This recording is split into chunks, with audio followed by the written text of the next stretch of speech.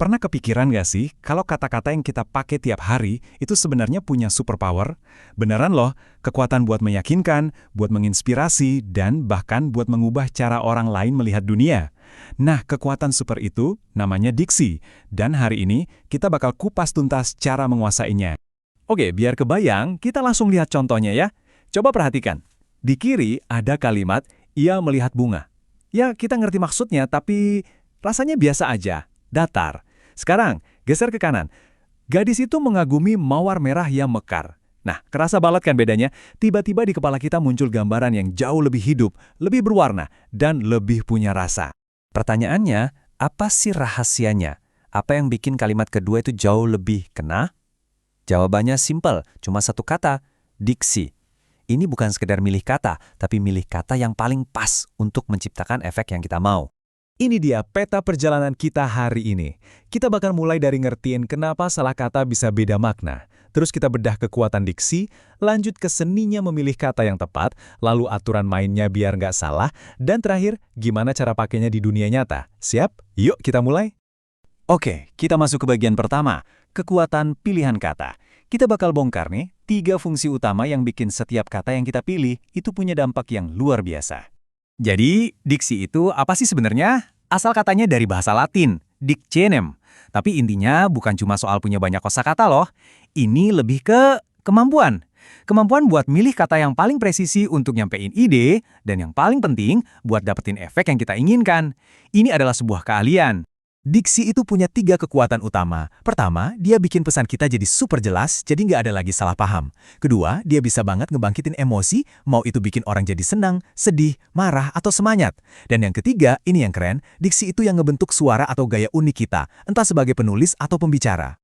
Sekarang, kita masuk ke seninya nih. Memilih kata yang tepat itu bukan cuma soal bener atau salah, tapi soal rasa, soal memahami nuansa, dan jago mainin konteks. Oke, kunci utamanya ada di sini, bedanya denotasi dan konotasi. Gampangnya gini deh, denotasi itu makna kamus, lurus-lurus aja, apa adanya. Nah kalau konotasi, ini rasanya, emosinya, atau vibe-nya yang nempel di sebuah kata. Paham soal ini aja, udah bisa ngubah cara kita komunikasi loh. Biar makin jelas, lihat deh contoh ini. Kata rumah, secara denotasi ya artinya bangunan tempat tinggal, udah. Tapi konotasinya, langsung kebayang rasa nyaman, aman, keluarga, jauh beda kan? Atau kata amplop, denotasinya cuma wadah surat, tapi coba deh sebut amplop di konteks tertentu, wah, konotasinya bisa jadi uang suap. Konteks itu segalanya. Selain soal rasa, ada juga kekuatan dari spesifisitas. Coba lihat alur ini ya. Kita mulai dari kendaraan, umum banget. Terus kita kerucutin jadi mobil. Oke, lebih jelas. Lanjut, sedan, makin kebayang. Dan terakhir, jreng, sedan merah. Nah, gambaran di kepala kita langsung jadi tajam dan konkret. Makin spesifik kata yang kita pakai, makin jelas gambar yang kita lukis di pikiran orang lain. Oke, kita udah bahas seninya. Sekarang waktunya kita masuk ke sainsnya. Menggunakan kata dengan benar. Ini soal aturan teknis yang bikin komunikasi kita jadi presisi, jelas, dan kelihatan profesional. Mari kita bahas salah satu jebakan paling umum dalam bahasa Indonesia, di lawan di. Aturannya sebetulnya gampang banget. Kalau di itu bisa diubah jadi me, contohnya dimakan jadi memakan, berarti dia itu imbuhan dan harus disambung. Tapi, kalau di itu nunjukin tempat atau lokasi, kayak di kantor atau di jalan, maka dia wajib dipisah. Simpel kan? Lanjut, soal kata baku. Mungkin kedengarannya sepele ya, tapi apalagi dalam konteks formal, pakai kata yang benar seperti apotek, bukan apotek, atau izin, bukan izin, itu nunjukin kalau kita profesional dan teliti. Ini detail kecil yang punya dampak besar buat kredibilitas kita. Ada lagi nih, prinsip ekonomi bahasa. Gampangnya, jangan boros kata. Istilah kerennya, pleonasma. Lihat contoh ini. Para hadirin sekalian. Para itu udah artinya banyak. Hadirin juga udah jamak. Ditambah lagi sekalian. Ini pemborosan kata yang bikin kalimat jadi nggak efektif sama sekali. Dan inilah versi yang jauh lebih elegan dan bertenaga. Cukup bilang, hadirin dipersilahkan duduk. Ringkas, lugas, dan kuat. Ingat, dalam diksi, seringkali less is more.